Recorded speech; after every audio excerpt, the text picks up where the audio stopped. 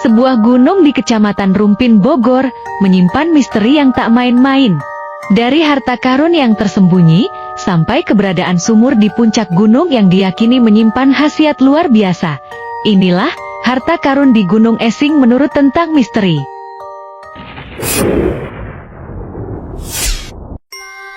Berjarak hampir 2 jam perjalanan dari ibu kota, Gunung Esing sendiri sebenarnya lebih mirip bukit daripada gunung.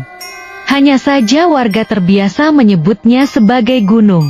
Dengan tinggi yang hanya 306 meter dari atas laut, hanya butuh waktu 1 jam untuk mendaki dari kaki bukit menuju puncak. Meski hanya pendakian sebentar, jumlah petilasan yang ada di tempat ini sungguh mencengangkan. Tak butuh waktu lama untuk menemui petilasan pertama di Gunung Esing.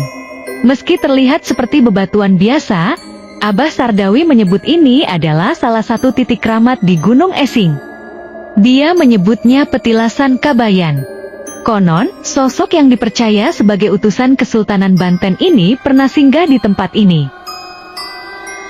Bukan kebayan yang biasa gitu ya, sebenarnya ada kan kebayan. Itu nama kebayan itu seperti dari perwayangan, namanya kebayan dewa. Itu perintahan, itu pakai wakil raja lah. Kata raja, kalau seperti presiden sekarang ya, kamu harus ke sana. Itu kebayan itu yang nama aslinya itu Syekh Abdul Qohar dari Banten.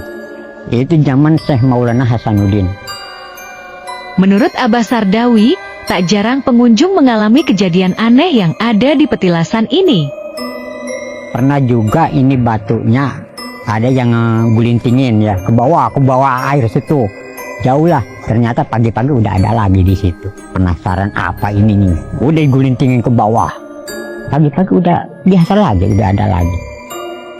Rahmat selaku ketua RW pun mengamini kalimat Abah. Bahkan, sebuah kejadian tragis dan aneh pernah menimpa salah seorang pemuda di kampung tersebut. Karena anak-anak muda pada nakal gitu kan, digelitikin batu itu kan dia jadi tontonan lah dulu tuh kan gitu. Kok batu digelitikin masa balik lagi kan gitu. Itu kan orangnya ya sampai stres gitu. Sampai meninggal stres begitu.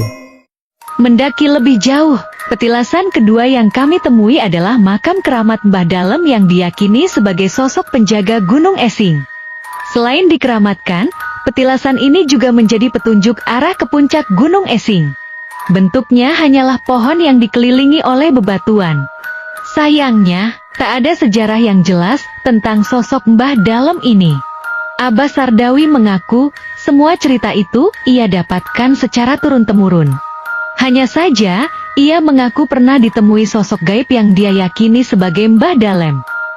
Model pakaiannya, biasa pakaian haji, pakai jubah putih panjang, jangkung tinggi kita, badannya besar tinggi gitu ya. Pas saya diri di sini sampai sini dia tinggi orangnya. Dari pengalaman gaibnya itulah, Abah Sardawi meyakini ada sesuatu yang tersembunyi di dasar Gunung Esing. Menurut dia, ada harta karun berupa emas yang sampai saat ini masih misterius keberadaannya. Padahal menurut Abah, dia sudah tahu titik dari harta tersebut. Yang di dalam gunung ini, yang sudah dikasih tahu, ya, nyumbur ukuran 75 meter. Ini nyumbur. Ya, setelah lewat air, ada kamar 2. Kamar itu isinya emas semua, penuh. 2 kamar itu emas semua. Emasnya berupa emas balokan. Meski sudah sangat detil, Abah menyebut semua itu akan muncul dengan sendirinya jika penunggu gunung sudah mengizinkan. Kata Mbah Dalem. Ternyata barangnya, benda-benda itu di bawah dasar gunung berupa ini itulah banyak. Tapi saya nggak berhasil karena banyak orang yang masih serakah. Kata Uyut di sini, jangan dulu, sekarang banyak orang yang masih serakah. Bahkan Abah Sardawi menyebut sebuah kejadian tragis sempat dialami oleh salah satu temannya, yang juga mendapat informasi gaib tentang harta karun tersebut. Dia dikasih batu di sini buat neropong gunung Esing ya, buat neropong gunung isi ini.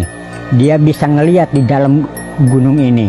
lubangnya, kamarnya, baru benda-bendanya di bawah dia bisa ngelihat. Memang bener, kata saya udah ditakut-takutin sama saya. Awas loh, jangan sekali-kali lagi lihat ke bawah Gunung Esi. Ternyata dia kurang keimanan dan ketauhidan, dia akhirnya stres, memikirkan harta kekayaan yang ada di dalam ini, gimana caranya kita mengambil, gitu kan nggak mampu. Akhirnya dia stres sampai ngejatuhkan diri ke sumur gitu.